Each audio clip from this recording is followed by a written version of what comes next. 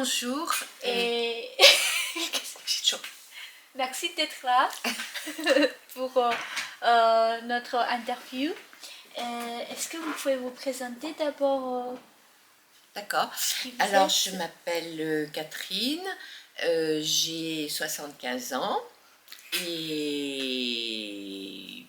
je viens à l'association parce que l'Europe m'intéresse. Voilà. D'accord. Est-ce que vous pouvez nous partager votre première expérience en Europe? Oui. Alors, j'ai choisi une expérience, ma toute première expérience de voyage à l'étranger, parce qu'il se trouvait que c'était dans un pays européen. Et à l'époque, je vivais chez ma grand-mère et ma tante était médecin à Lille. Et c'était pas encore le marché commun. Donc la France et la Belgique étaient deux pays étrangers. Et ma tante faisait, elle fraudait. Elle était médecin et comme elle bougeait beaucoup en voiture pour aller voir ses patients, elle fraudait et elle allait en Belgique faire le plein d'essence parce que l'essence en Belgique était beaucoup meilleur marché qu'en France. Voilà. Donc elle m'emmenait pour un petit peu faire...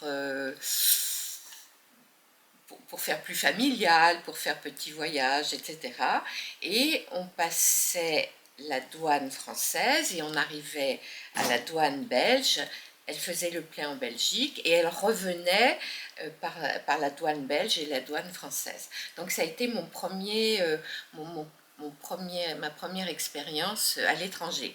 Mais comme c'était pas très rigolo de faire ce voyage en voiture et puis d'aller dans une station essence, pendant qu'elle faisait le plein, elle m'arrêtait dans une épicerie de campagne en Belgique. Et alors, on rentrait dans une espèce de petite boutique et il y avait des bocaux énormes avec des bonbons énormes qui étaient gros comme ça. Et en fait, c'était des bonbons Côte d'Or.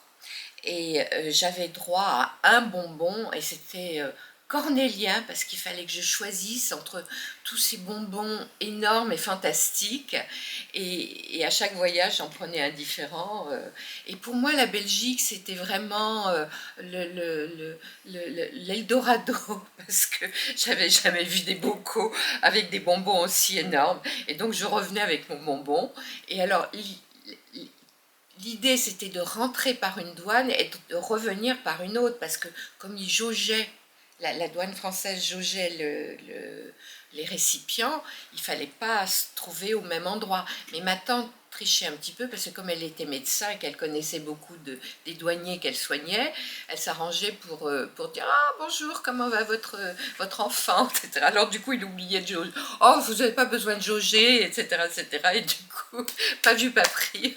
On rentrait, puis bon, j'ai emmené ma nièce se promener. Et donc voilà, pour moi l'Europe c'était l'Eldorado. Voilà, depuis j'avais 5-6 ans quoi. Voilà, c'est mon premier souvenir européen. C'était à quelle époque Dans les années 50. Dans les années 50, oui. Vous avez Oui, quel oui. âge? Moi j'avais 5-6 ans. J'avais 5-6 Ah ans. oui.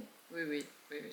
Et ça dure combien d'heures ou une journée le trajet? Oh non, non, non, c'était l'affaire d'une heure, c'était très proche la frontière. Et pour vous, quel est votre souhait pour l'Europe? Qu'est-ce que je voudrais en plus? Oui, Alors, plus de... dites-moi. Alors, moi je trouve que je voudrais une Europe plus sociale et une Europe plus juste. Voilà, c'est ça qui m'intéresserait. Et puis, mon Europe idéale, ça serait à la fois une Europe qui serait plus harmonieuse et où où il y aurait moins de... Alors, où il y aurait moins de problèmes d'argent, parce que actuellement c'est une Europe économique surtout, et en fait c'est un grand marché, c'est un marché européen, et je trouve qu'on devrait mettre de côté, enfin ne pas mettre le plus important sur le côté marché, mais mettre le plus important sur le côté social, justice, éviter le dumping social, etc. Et mon Europe idéale, ce serait une Europe à la fois très cohérente entre tous les pays, mais où chaque pays garderait néanmoins des spécificités, parce que on a des cultures différentes, on a des choses différentes, des particularismes qui sont intéressants, et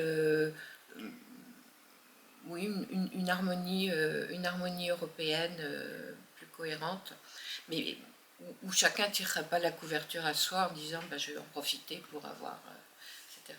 On soit plus unis les uns avec les autres.